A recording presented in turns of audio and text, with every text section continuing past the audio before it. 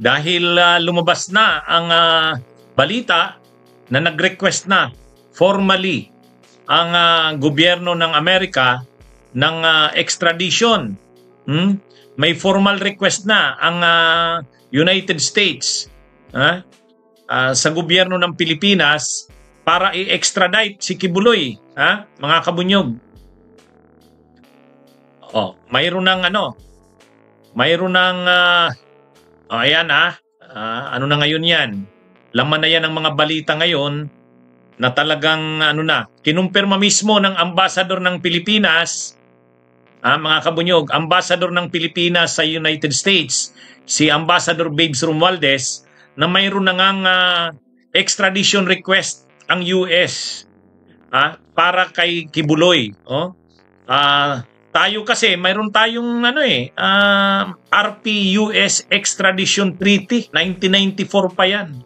O ngayon, ang problema nito mga kabunyog ng kampo ni Kibuloy, ang problema ng kampo ni Kibuloy, nandun pala sa isa pala sa mga provisions ng nasabing mutual extradition treaty. Sa section 11 pala nito, mayroon pala doong provision, mayroon palang provision doon, yung section 11 mismo, mga kabunyo, ganito ang nakalagay. Ito, sa baba, basahin natin. Article 11 states that the Philippines may temporarily surrender the person being sought for the purpose of prosecution if he or she is facing trial or serving sentence in the country. So, ibig sabihin, kabunyog, yung mga nagsasabi dyan na hindi pwedeng dalhin sa United States si extradite kasi mayroon siyang kaso sa Pilipinas, ay mayroon palang provision yung treaty. Yun ang problema. Article 11, hindi section. Article 11 of the RP-US Extradition Treaty states that the Philippines may temporarily surrender the person being sought for the purpose of prosecution. Pwedeng temporarily isurrender sa Amerika halimbawa. Kapag, if he or she is facing trial, tulad ng case ngayon ni Kibuloy, facing trial siya sa Pilipinas. So yan. So ang problema ngayon yan, hindi pwedeng gamitin na argumento ng kampo ni Kibuloy na hindi siya pwedeng i-extradite kasi mayroon pa siyang kaso sa Pilipinas. Hindi. Nakalagay mismo pala sa treaty. Nakakommit pala tayo dun. Ay alam niyo naman mga kabunyog, ang mga kabunyog, mga kababayan, Doctrine of Incorporation, basic na principle natin yan sa law. Ang anuman na mga treaties na pinasukan natin ay nai-incorporate yan bilang bahagi ng batas ng bansa natin. So, ang mga treaties, hindi yan simpleng treaty. Yan ay part na ng batas ng bansa natin. Hindi natin pwedeng hindi sundin yan. Kasi that forms part of the law of the land. Kung tawag sa doktrina yan, Doctrine of Incorporation. Incorporated na yan sa batas natin. Kahit hindi yan pinasa ng Kongreso, yan ay batas na ng bansa natin. Ganyan katibay ang pagkilala natin sa mga tratadong pinapasukan natin. Hindi siya simpleng treaty lang. Yan ay batas na ng bansa natin. Doctrine of Incorporation. So, hindi pwedeng i-deny yan. Kaya ngayon, ang nagawa na lang ni Torion, makiusap. Ang ginawa na lang ni Torion, makiusap. Mga kabunyog, ito yung sabi ni Torion. We can only manifest our sincerest hope that the Philippine government would exercise its sovereign option to allow the Philippine courts to fully exercise its jurisdiction over Pastor Apollo C. Kibuloy's case before it will decide to transfer Pastor ACQ to the US. Torion said. So, ibig sabihin, kahit si Torion, ang tanggap niya na ang pwede na lang nilang magawa is to manifest their sincerest hope. Yun, umaasa sila. Umaasa sila. So nakikita nyo mga kabunyog? Yan na. ang galing mismo kay Torrio na statement, umaasa na lang sila. Sabi niya, open quote, "We can only manifest our sincerest hope that the Philippine government would exercise its sovereign option." So, ibig sabihin, may option din naman ang Pilipinas na i-invoke. May option ang Pilipinas na i-invoke, sabihin ng Pilipinas, pwede ba? Okay lang ba sa inyo? Na patapusin na lang muna namin tong kaso dito sa Pilipinas? Pwede namang i-exercise ng Pilipinas yon. Pwede naman. Pero option nga ng Pilipinas yon. Option. Pwedeng ganyan ang gawin ng Pilipinas, pero ang problema, may nakalagay nga sa Article 11 na pwedeng isurrender temporarily ng gobyerno ng Pilipinas ang tulad ni Kibuloy kahit may kaso siyang kinakaharap sa Pilipinas. Pwede yun. Kaya yan mga kabunyog, mga kababayan, nasa Article 11. Kaya ngayon, ang mga balita ngayon ganito. Ganito yung nakikita sa balita ngayon. Ang pakiusap, nakikiusap ngayon ang kampo ni Kibuloy. Yan ilagay ko i-flash ko. Sabi dito, Kibuloy lawyer, no need to rush US extradition. So ibig sabihin, hindi daw kailangang i-rush yung pag-extradite. Ang problema, ang magdidesisyon yan, gobyerno ni PBBM. Gobyerno ni PBBM yan. Kaya yan mga kabunyog, mga kababayan, ngayon, sigurado, ayaw na. Ang mga statements ngayon ni Torion, hindi na matapang. Nakita nyo? Matapang pa ba yung statement ni Torion? Hindi na, di ba? Alam niya kasi na kapag nagmatigas pa sila, nagmayabang pa sila, talagang didesisyonan yan ng gobyerno. Isurrender na muna yan sa United States.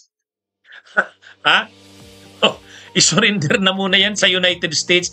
Kaya yon, ngayon ang lumalabas, ang statement ni Torion, may halong pagmamakaawa. Ganyan tingnan nyo. We can only manifest our sincerest hope that the Philippine government would exercise its sovereign option to allow the Philippine courts to fully exercise its jurisdiction. Torion said. Kumbaga, umaasa sila na sana. Kaya, mali, hindi pwedeng maging argumento na hindi pwedeng maging argumento na hindi pwede yan na extradite kasi nasa korte na ng Pilipinas. Hindi Nag-commit tayo sa treaty na yan, Article 11. Pumirma tayo sa treaty na yan, kasunduan na yan. Kaya, mga kabunyog, mga kababayan, hindi makapagyabang sila Kibuloy. Hindi makapagyabang si Torion. Talagang alam. Ano yan? Ano ito? Seryoso ito para sa kanila. At pinaliwanag ng isang abogado na kapag nasa US na si Kibuloy, pag dun siya nilitis, pwede nang i-freeze ang kanyang mga assets at ng simbahan niya. Yung KOJC, yung SMNI, pwedeng i-freeze ang mga assets. Ay mas matindi dun sa Amerika ang criminal justice system ng Amerika. Hindi ka pwedeng impluwensya. Ay kung dito sa Pilipinas, medyo duda pa tayo sa natin. Nagagamit pa dito ni Kibuloy ng mga Duterte ang kanilang impluwensya at kapangyarihan. Sa Amerika, mahihirapan sila niyan. Mahihirapan sila. Kaya yan mga kabunyog, mga kababayan, kapag ang ni Attorney Torion, tanggap niya na hindi mo pwedeng sabihin na bawal, hindi pwedeng i-turn over sa US kasi may kaso na siya ditong kinakaharap at nasa korte na. Totoo yan. Pero may Article 11 pumirma tayo dyan. Ibig sabihin, may basihan. May basihan para kahit may kaso dito, ongoing na ang trial, ay isurrender muna siya temporarily. Temporarily. Kasi pareho siya dapat mapanagot Dapat mapanagot siya dito sa Pilipinas, dapat mapanagot din siya sa US. Kaya ang nakalagay sa tratado na pinirmahan natin, yung extradition treaty, kahit may kaso na dito at ongoing na yung trial, pwede pa rin siyang temporarily dalhin muna doon para litisin. Kapag nalitis na siya doon, pwede naman siyang ibalik na uli sa Pilipinas. Ang importante, napanagot na siya doon. Yan. Kaya lang, ayaw nila ng ganyan, ayaw ng kampo nila Kibuloy niyan kasi mahirap ang justice system ng Amerika. Hindi nila kayang impluwensyahan. Hindi nila kayang impluwensyahan yan. Kaya yan mga kabunyog. Ngayon ko rin lang yan nalaman na ang temporary surrender pala ay pwede sa Amerika, ay sa Pilipinas. Pwede pala sa ating treaty yung extradition. Sabi ng isang lawyer, si Attorney Rico Domingo, dating presidente ng Philippine Bar Association. Kahit si Torion, hindi niya yan dinideny. Hindi niya dinideny that the Philippines can temporarily surrender Kibuloy to US for trial. Kasi nasa Article 11 nga yan. Kung pakiusap lang ni Kibuloy ay ni Torion, sana daw wag namang magmadali ang Pilipinas. Sana. Sana. Actually, narinig ko yung statement ni Senadora Risa Hontiveros, napanood ko pala, saka ni Congressman Percy Sindanya, ang stand ng akbayan para sila sa pag-turnover kay Kibuloy sa US. Bakit? At least doon, sigurado hindi may impluwensyahan ang justice system. Dito kasi damang-dama mo pa yung kapangyarihan ng kampo ni Duterte. Kaya hindi ka pa nakakasigurado sa Kaya lang yun na nga, pag dinala doon si Kibuloy, unang-unang gagawin doon, pag-freeze ng mga assets. Kaya ayaw nila Kibuloy na mapunta ng US. Yung mga nagsasabi na hindi pwede yan kasi mayroon ng kaso dito si Kibuloy. Ayun, kalagay nga sa Article 11. Article 11 ng ating Philippine-US Extradition Treaty. Article 11. May provision pala doon sa treaty na pwede kahit may kaso sa Pilipinas o kahit nga nagsiserve na ng sentence dito, pwede pa rin siyang temporarily isurrender doon. Kasi dapat mapanagot din siya doon. May mga kaso siyang pananagutan sa US din Kaya nga tayo may extradition treaty, ibig sabihin, papanagutin siya sa Pilipinas, papanagutin doon. Paano gagawin yan? Pareho lilitisin. Lilitisin siya doon, lilitisin din dito. Kung nasimula na ang paglilitis dito, pwede pa rin itigil muna ang paglilitis dito, ituloy doon na muna. Pwede yun. Pag natapos na naman ang paglilitis doon, balik na naman dito. Kawawang Kibuloy. Pinagpasapasaan ng Amerika ng Pilipinas. Yan mga kabunyog, mga kababayan.